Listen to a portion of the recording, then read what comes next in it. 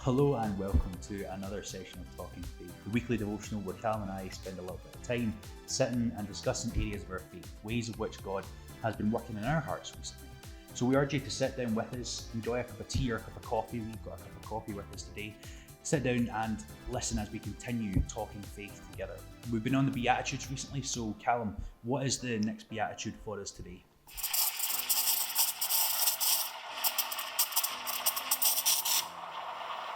So today we're going to be thinking a little bit about blessed are the pure in heart, for they will see God. That's from Matthew chapter 5. An interesting beatitude. In some ways a bit of a challenging one, which we'll come to particularly later on. But I thought I wanted to start actually with the end of it, because I think if we understand the end of this particular verse, we maybe better understand the start. For they will see God.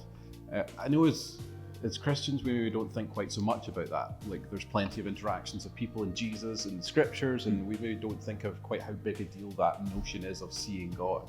But particularly for the Old Testament, it's a really, really big deal. Like, it's brought up multiple times. People terrified, afraid, awful, like that filled with awe kind of sense of encounter of God, and worried that if they see God, they're going to die. It's essentially the gist of it. I think it partly comes from an interaction that Moses has up on the mountain back in Exodus, where he's like, God, I want to see you in all your glory. And God kind of responds with, if you see my face, you'll die, in a very dramatic sense. And so in the end, Moses sees God back, which in itself is an interesting question of the dynamics that are going on there. But it's this idea of just how wonderful, how glorious, how incredible God is, this perfect being, and to see him, well, we wouldn't stand much of a chance. And one of my favorite interactions that kind of under this sort of topic that we find is Samson's parents, really strong Samson with the hair, Samson, Delilah, that lad. Well, his parents, they encounter an angel of the Lord. Now, angel of the Lord appears quite a number of times in scripture, and there's a bit of debate about it. Either it's a very special angel, or possibly more likely, because of the way the interactions go, it's actually God himself in some kind of human form, in a restricted kind of human form. It's a bit unclear, we don't really know, but that's kind of the gist of it. And so this angel of the Lord appears to Samson's parents and kind of informs them of what's coming next, particularly with Samson, and gives them some tasks to do and that sort of thing. And they sacrifice and some stuff to honor the angel of the Lord, and so on it goes.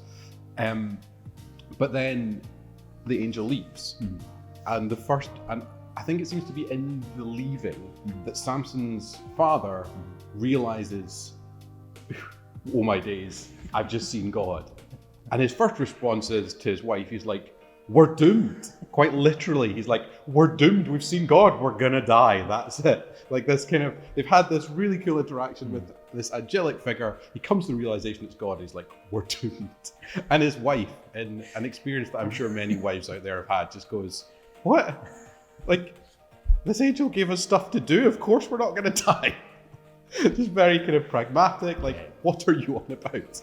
And it's one of my favorite little kind of almost quite comedic interactions that we get in scripture. But it was this notion of how big a deal it was to see God, how overwhelming that is, and that we as mere mortals don't really stand much of a chance against it.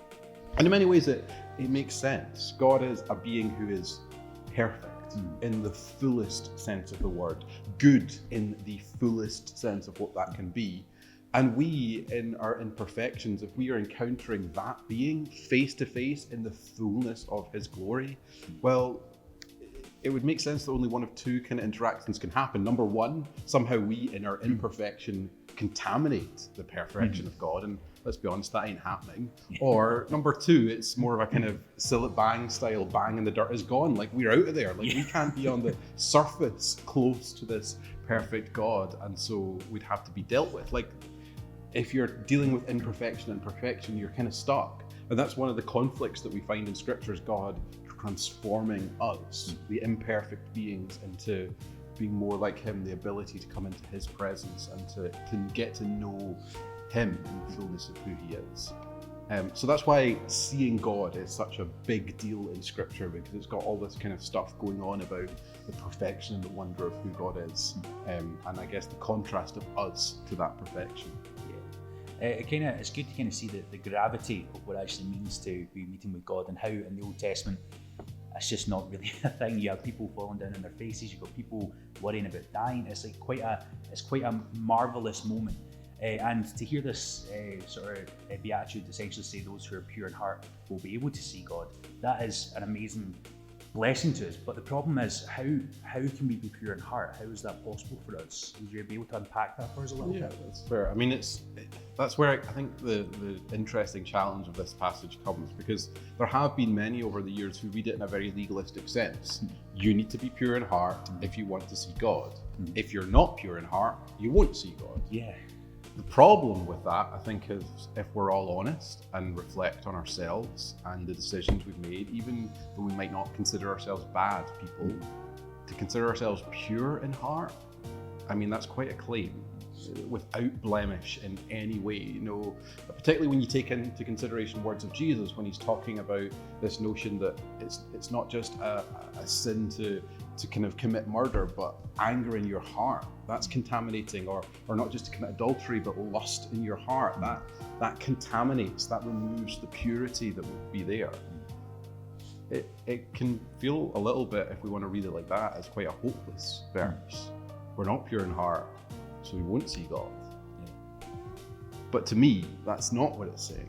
And that's why I think it's so important that we take this theme that we've kind of brought out a couple of times when looking at the Beatitudes, that what Jesus is talking about here is that we are blessed. These are blessings that we have received. We are identified as the blessed people of God. And as such, as his children, there are truths that we can claim. There are promises made ours. There is a transformation going on in our hearts and minds if we're willing to let him to become more like what he calls us to be.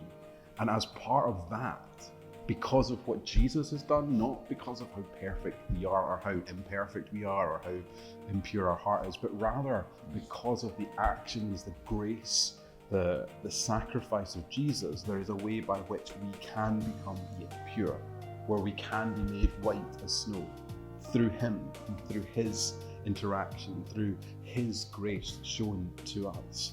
And so from that perspective, when it's something that we can claim because of Jesus, it's a verse filled with hope. It's a claim that we can make that we, as Christians, will see God, the glory of God in all its fullness, that is something we get to experience and know. We see it in part now, we get it revealed in full in the future. That's something to be hopeful. But it's not to be claimed that we should be filled with shame and guilt for our impurity, because that's a reality of who we are.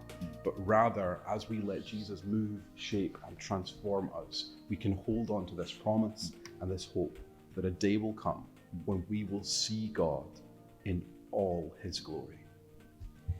And it's an amazing blessing if we think back to sort of the notion of Moses wanting to but knowing he's not able to. That day will come one day where we're able to see God in all of his glory and brilliance and perfection. And that is something just to look forward to. I can't wait for that day. And then also, that means I will also be pure, just as you said. It's an amazing promise, that blessing that's to come. And that's something that I definitely think we can look forward to a little bit as we read into this passage.